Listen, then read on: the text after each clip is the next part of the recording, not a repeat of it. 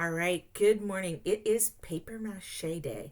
Now, this really excites me because it's one of those things that I always do in my classes, and all of the other teachers in the hallway always think I'm so crazy for doing paper mache because it makes a lot of mess when you're doing it with 20 kids in a classroom. So, if your parents are watching or an adult's around, it makes a bit of mess, but trust me, when you have 20 kids and you're the only adult in the room, I guarantee it's a lot more difficult. So, all right, guys, so here we go. Hopefully, you have a few materials, and today we're just going to make the form.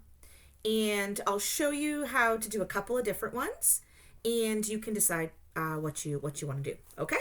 So, the first thing I thought I was going to show you was a bird. And I actually used this, which was my mom's actually, and it sits in my office. I was using it as kind of an idea for me. You could use a stuffed animal. You could go on and look at a picture of an animal. So the first thing I want us to try is something about an animal for paper mache. I think that'd be kind of cool because I did these last year with my grade 2-3 class, and I think many of you probably saw them in the hallway or in my classroom even. So I looked at this bird I had, which is actually made very, very much like paper mache on the bottom, and then the really cool thing about it is it's actually covered with real birch bark, so it's kind of funky. But the base of it is a form that's made with styrofoam. And then paper mache over top of it. So what I thought I'd do was a bird, and I'm going to show you a way that you can make what's called the form. And the form, if you think about a form when you're writing something, a form is something that you fill out. So on a paper form, it has ideas and blanks, and you fill in the blanks. Like a worksheet is like a form.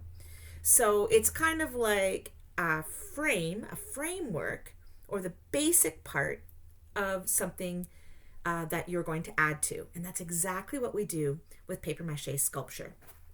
We start with a form.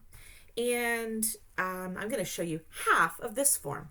So you can see here, hopefully you can tell, looks like a bird, except when I look at it this way, you'll see that it's got some dimension on this side and it's flat on this side. So I'm going to show you how I built up the one side to make it look three-dimensional. Okay, so I just drew something simple.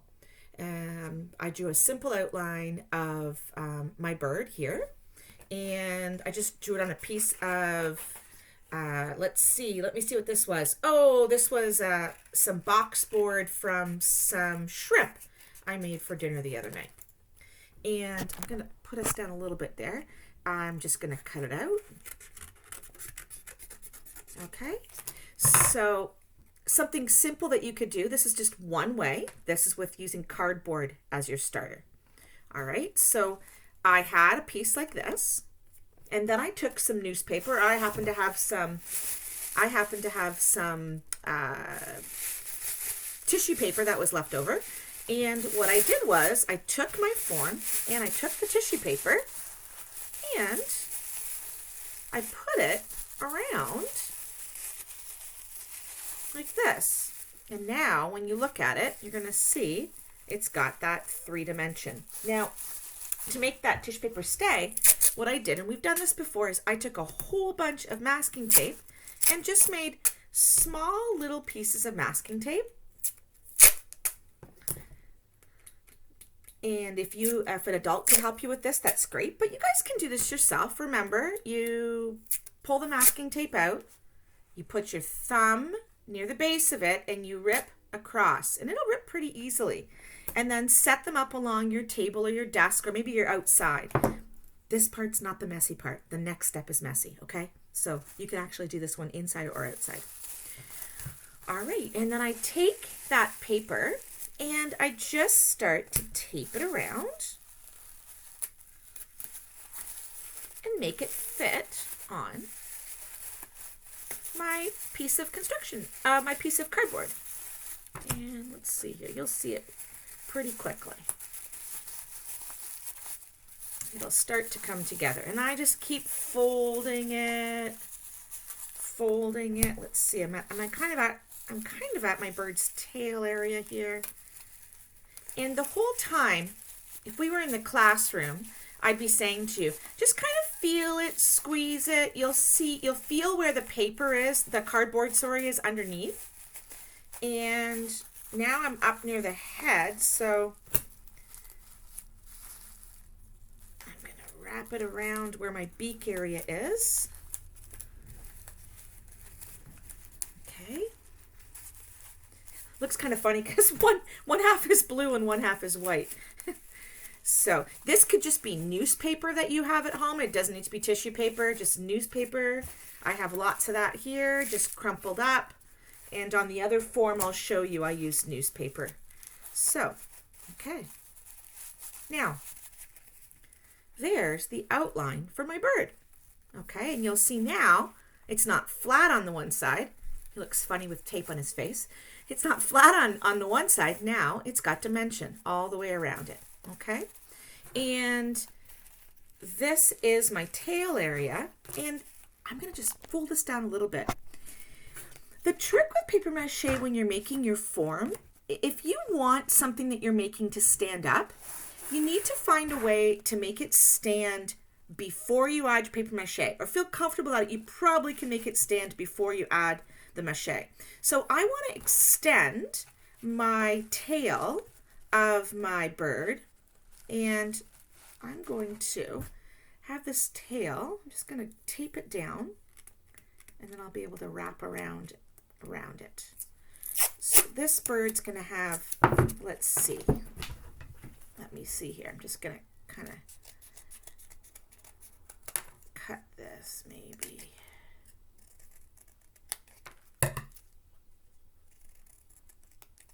Maybe cut it so it looks like the tail's got got some space in between it, so it kind of looks like the feathers are there. But you'll see once we get this going. It's going to look kind of like, it's like if you're making an outline. That's exactly what this is. It's like the outline for what you're going to fill in. And the only difference here, instead of being two-dimensional or 2D, having only 2 dimensions, this one's 3D, so that makes it look lifelike. And here we go. Can you kind of see there? And I think it's a little top heavy right now, which means it's going to fall forward. But once I get going, I'm going to be able to flatten this out with my mache and add some weight to the tail. And I think the tail will help her to stand up, okay, or sit up. Eventually, I could always glue this down once it's all complete on a branch or something too, to really make it look cool and set it in my office. I think actually that's what I'm going to do. Okay, so that's how you could use cardboard. So again, I started with this. I added something puffy on this side and wrapped it, and then added it on the other side.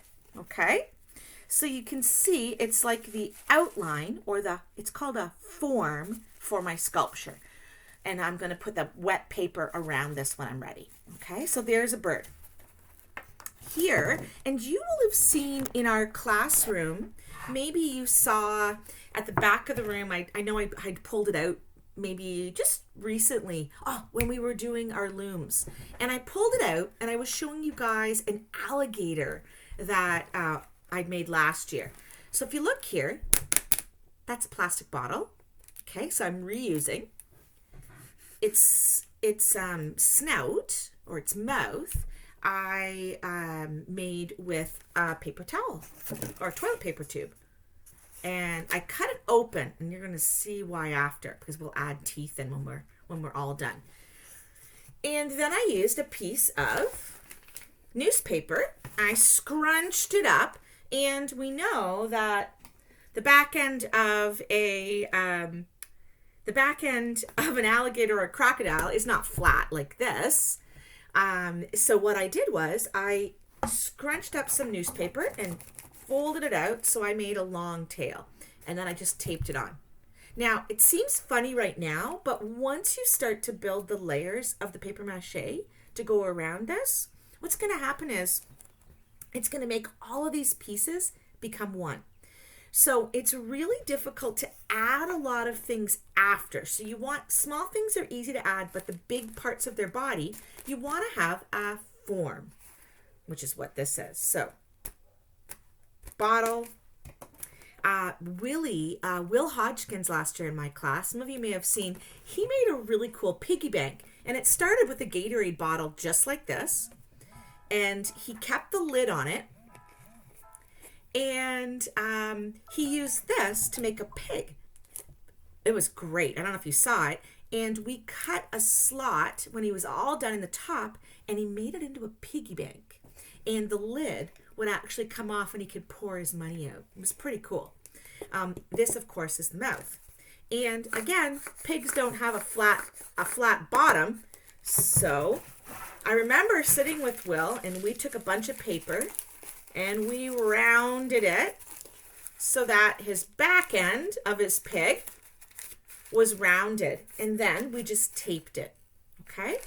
And we added in ears after, but you could do the same thing. To start with them, you could use pig ears, kind of pointy, kind of floppy. Oh, let's start off with some triangles. Let's just say we added some triangles like that, and I can always cut or fold a tab. We've done this before. This is that tab piece. That's what you can tape down. So right now you're taping it down, but once you start using your paper mache, when we get to that next step, the paper mache will fill out this ear and hold it down. Okay, so there's like one ear. And then I would cut another triangle that's congruent, exactly the same size and shape. I can make it congruent by taking the one that I cut out first and laying it on top of another piece of boxboard, tracing it and cutting it out. So if they're congruent, they're exactly the same size and shape. Because you know, my two eyes, they're symmetrical, right? Same size, same shape, placed apart on my face, okay? So you want your ears to be symmetrical, okay? So you need congruent pieces to start with. All right, so, oh, wrong one. So there, I would attach that on to make my pig. If you want your animal to have legs and to be able to stand up, I remember with Will, some of my kids used toilet paper tubes and they cut them.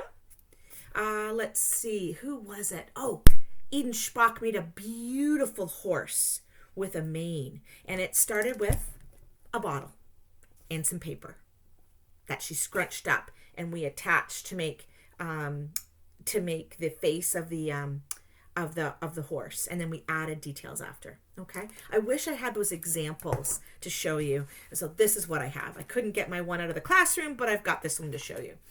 And yeah, there we go. The other thing you can use is tin foil to make your form. So let's say you want to make a frog. You could use paper to make the body and use tin foil to make the legs, and then use the paper mache around them. So these are all kinds of things you can use. All right. So tubes for the horse made the legs, and they were cut in half and then taped on. And then we again went around them. And I think, if I remember correctly, we used these plastic little lids. These are just from, let's see, from some Frosters, but whatever you have. And we used these lids, and we put 4 on the bottom, and then my students paper mache around them to make it a flat stand so they could stand up. Okay? If you want your animal to go this way. If you want to make something that goes this way, no problem. Okay? I'm trying to think, what could you do going up this way? You could do a monkey this way and just add a paper long tail out, attach it, and add some ears at the top and maybe a big ball of paper for the head. All right, so you want to make the form, and I just wanted to show you, I did make some legs for this alligator, and I think I want him to go this way. I'm going to fold down again so you can see. See, it's going to sit. Do you see that, guys? And I know it doesn't look that great right now, but trust me, it'll look great when we're done. So right here, I used a piece of tin foil, and what I'm going to do is just tape that tin foil on, and that's going to be the form for the back legs. And so again, I just kind of tried to do my best. You see how I put some tape around the thin parts just to give them some strength until we use the mache. So I would just, again, attach those back there, and then he's got 2 legs, and I was just starting to make the front one. Okay, but this video is getting a bit long. So you can use a cutout piece of paper to start, make a form. It works well for a bird. It would work well for other animals. There's my bottle version of the start of an alligator or a crocodile. Okay, you could also use, this would be kind of cool, and you've already got bumps in there. So you could use this as your base for your crocodile or alligator. And I would just fill the bottom. I'd cut it all flat and fill it with paper to make it a bit more solid before you get started to wrap it. And then we'd have like little bumps there. And you'd have to, of course, add another tail. Okay, so step 1, make the form for your animal. Look at an example. Look at a picture. Look at a stuffed animal. Okay, if you want it to stand or to sit up, you have to think about that now. Okay, animals that have long tails, those are really great things to help it sit flat on the ground like that. And I would just add my legs in. Okay, alligator, bird. All right, so here's the deal. Make your form. Hey, right now is probably a great time if you want to have 2 animals, or if your brother or sister might want to make one.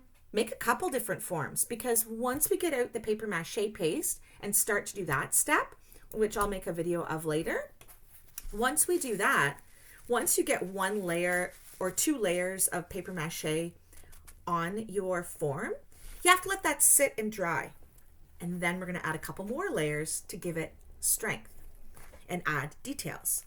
So you wrap that a few times, you're good. Then you can always do another one. My one trick is this. Don't make it too giant. The bigger you get, the more time it takes to cover that one piece, okay? All right, so simple forms. I hope that makes sense. So try to figure out a form of an animal that you want to do. And once you've got this technique going, there's lots of other things we can do as well. But I thought an animal would be really great for kind of things that we've been talking and studying about, okay? Jellyfish. Allison, how could you make a jellyfish? I bet Jackson could make an octopus. Let's see. Who did the little skunk? Who was that? I think it was Hazel. Skunk. And maybe Claire. What did Claire do for her animal in her diorama? A briar. Which one of them did squirrel? One of them did a squirrel. Snake would be really good. Easy peasy, but you could do a snake. So up to you. All right. So choose your animal, build your form. Okay. Bottles, boxes, paper. Very simple. Okay. Step 1, get it done. I'll start the next step. Bye for now.